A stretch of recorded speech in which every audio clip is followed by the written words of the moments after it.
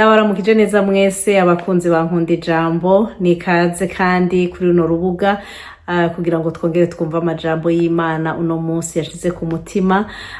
Ndabashimiye mwebwe mwese mufata akanya ko gukurikirana izi nyigisho, mwebwe mwese mufata akanya ko gusengera iki gikorwa, mwebwe mwese mufata akanya ko gusangiza ubutumwa abandi. No kuri mwese ndabasabiye umugisha ku Mana ibagirire neza kandi ibitwararike muri vyose. Nongere kandi mikaze bashasha abataza amazina yanje ni Karine Bella, baranyizigiye shira mbere. Ndumudamu yubatse, umumama w'abana 4. Ndashima Yesu yangiriye neza, yangiriye icizere, angabira igikorwa. Niko Paulo yavuze, nanje ndavuga muri ayo majambo ya Paulo ko yangiriye neza, angabira igikorwa cyo kumwamamaza hano kuri runo rubuga, kandi n'ukuri ndabishima cyane gose. N'ubuntu budasanzwe, ni ikintu gikomeye cyane Imana yashize ku mutima, ndagishima cyane gose. Nizere rero ko mumeze neza, aho bitameze neza Imana ibagirire neza, ibitwararike.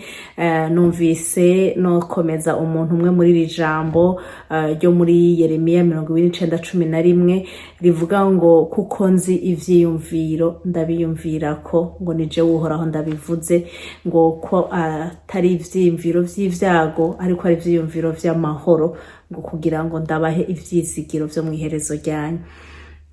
Ibi ntibivuze yuko tutazohura n'ibigeragezo, ibi ntibivuze yuko tutazohura n'ibitunaniza, ibi ntibivuze yuko tutazohura n'ibidukubita mu mutima, ibi ntibivuze yuko Satani atazoturasa imyampi yaka umuriro, ariko bivuze ngo ivyo wocamwo vyose kumenye ngo igufitiye ivyiyumviro vy'amahoro. Mu vyo ucamwo vyose iri kumwe nawe kandi izokurenganisha ico kigeragezo uri kuracamwo.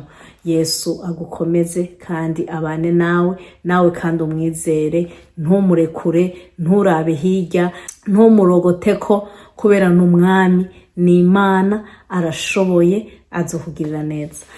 Yesu abahezagire. Reka tudatevye rero tuje mu ijambo ry'Imana.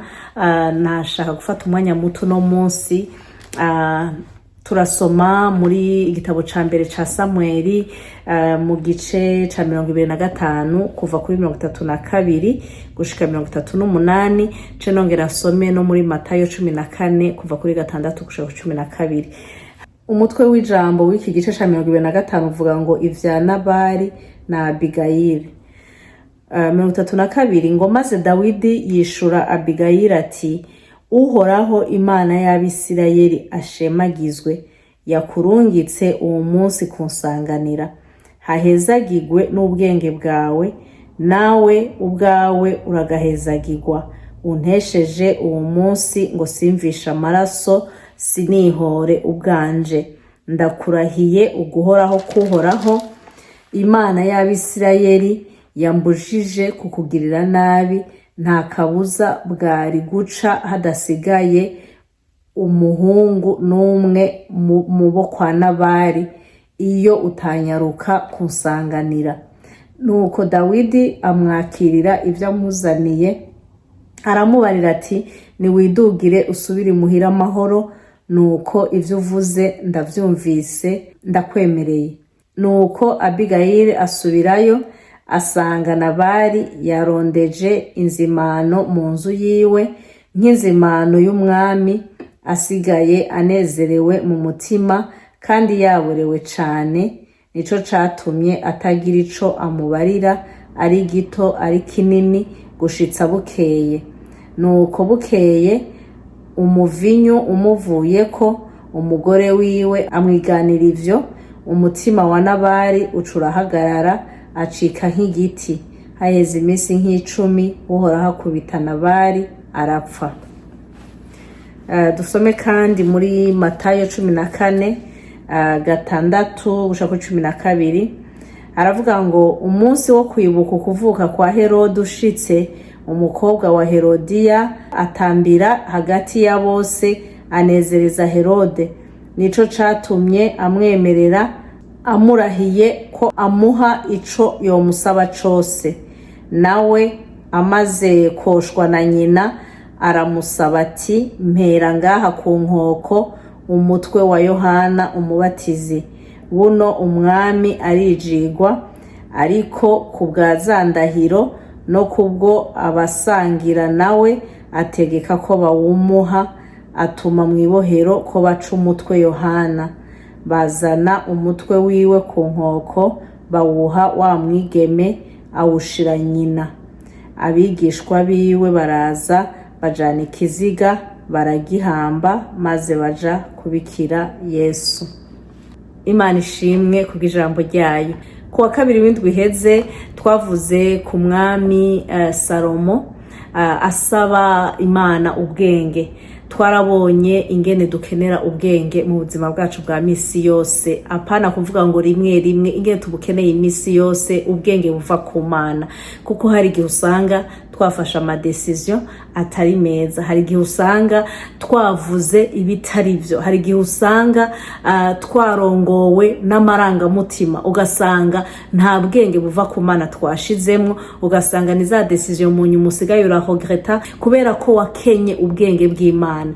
Nico twariko turavuga rero ku wa kabiri w'indwi iheze. No munsi nashaka tuvuge kuri izi couple zibiri, couple ya Nabali na Abigail hamwe na couple ya Herode na Herodia. Nabali usomye muri iki gice ca 25 gitangura, urabona bariko baramudekriva bavuga ingene yari umuntu ngo w'ikigaba, w'inkozi y'ikibi, w'ikijuju.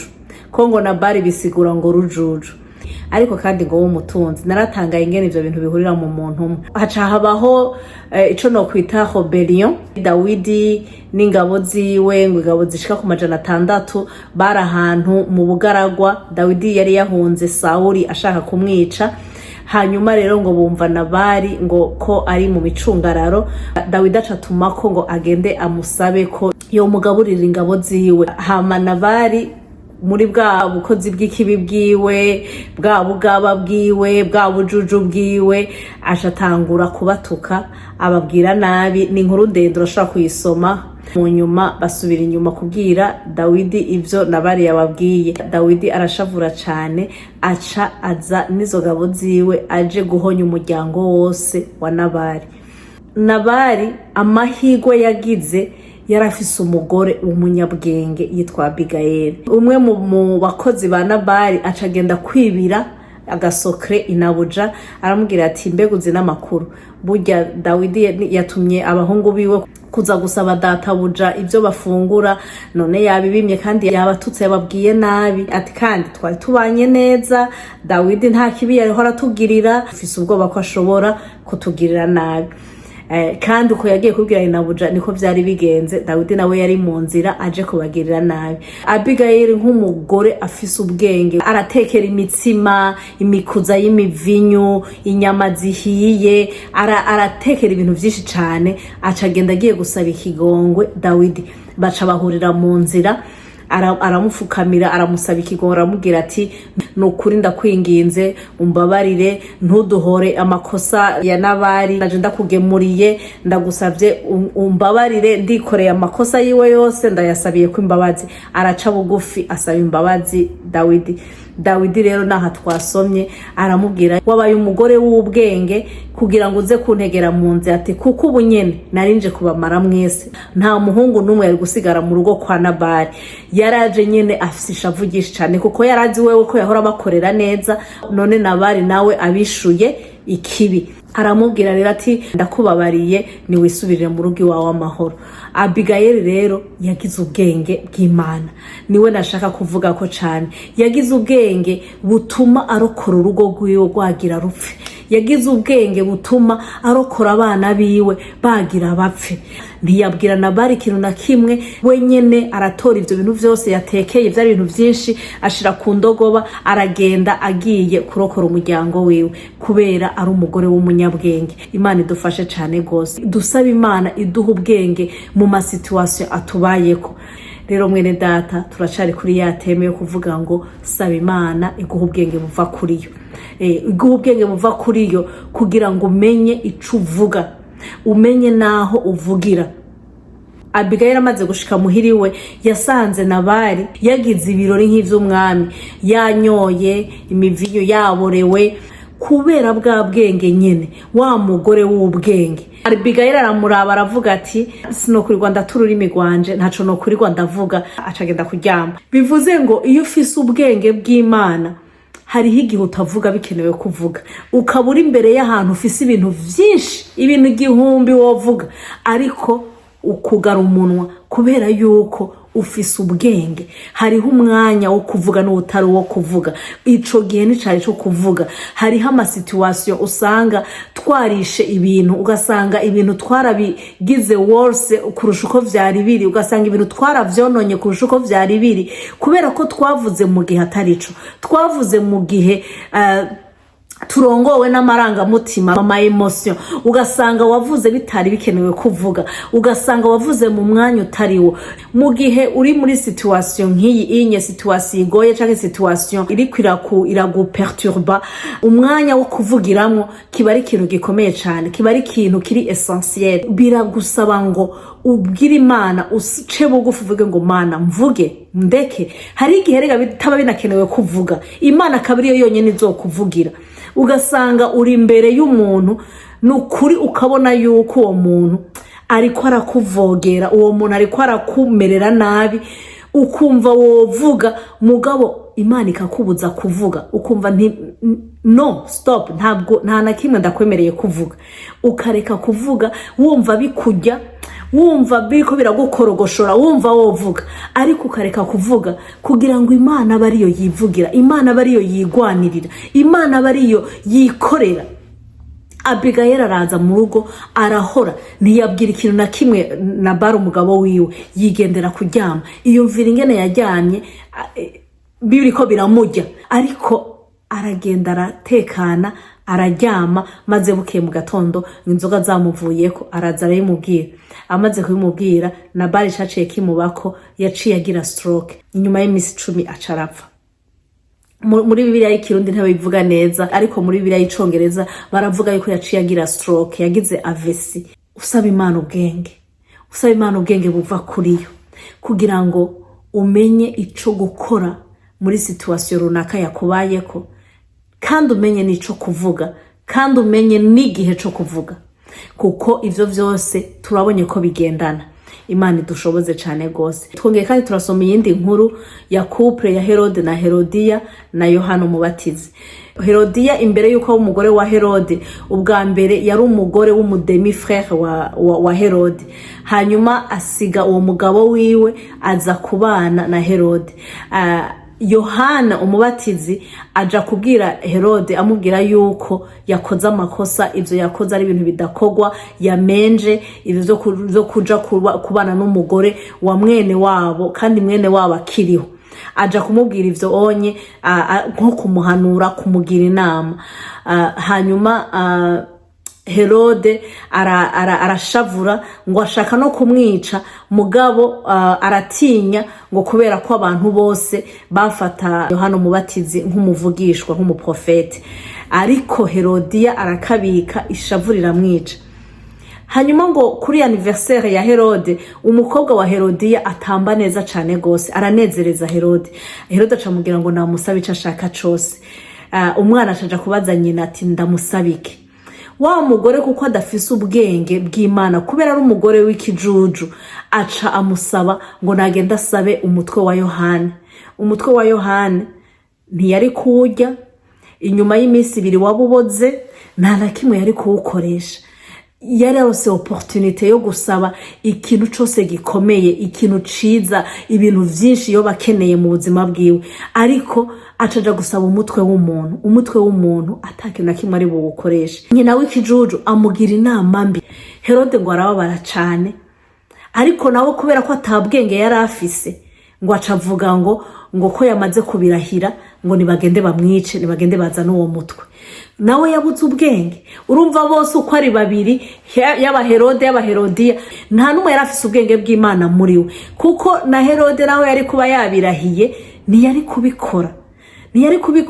Mugo urumva kubera kugira ngo ntamaramare mu bagenzi biwe, ntamaramare imbere y'abo bantu bose yari yatumiye, yemeye gukora ibintu biri wrong, yemeye gukora ibintu bitari vyiza, kugira gusa ngo ntamaramare, nawe yabuze ubwenge bw'Imana. Imana idufashe cyane gose. Udafise ubwenge bw'Imana n'abana tubarera ukutariko, abana ugasanga uriko batransmetamwo legacy mbi. Iyumvire nk'uyu mwana legacy yararose muri abo bavyeyi ni yihe? Yugucana imitwe. Urumva ko nimba nawe mu nyuma yarubatse ntaco yarafise ahereza abana biwe, ntiyarafise education nziza azoha abana biwe, azobigisha kwicana, azobigisha guca imitwe abantu, azobigisha nyene gukora ikibi, kuko nico yahawe, niko yarezwe. Imana rero iduha ubwenge, abavyeyi iduha ubwenge bwo kugira ngo dushobore guhagararira ingo zacu mu bwenge bw'Imana, iduha ubwenge bwo kugira ngo dushobore kurera abana bacu mu bwenge bw'Imana, iduha ubwenge bwo kugira ngo dushobore guha legacy nziza abana bacu, kugira ngo nabo tuzobahe ubwo bwenge bw'Imana muri bo, abari bwo nabo bazohereza abazobakomoka ko bose. Imana idushoboze cyane gose. Uno munsi rero ngira ngarukirize ngaha, nzosubira kwa kabiri w'indwiza mvuge kandi kuri iki kintu c'ubwenge bw'Imana. Imana ibahezagire mwebwe mwese mwankurikiye, ibaha umugisha. Reka turangize dusenga. Data wa twese wo mwijuru, ndagushimiye, ndaguhaye icubahiro bw'amajambo yawe meza wongeye kutubwira, kukugira ubwenge buva kuri wewe. Tubonye ingene urugo rwa Nabali rwakijijwe nuko rwari rufise umugore w'incabwenge afise ubwenge buva kuri wewe.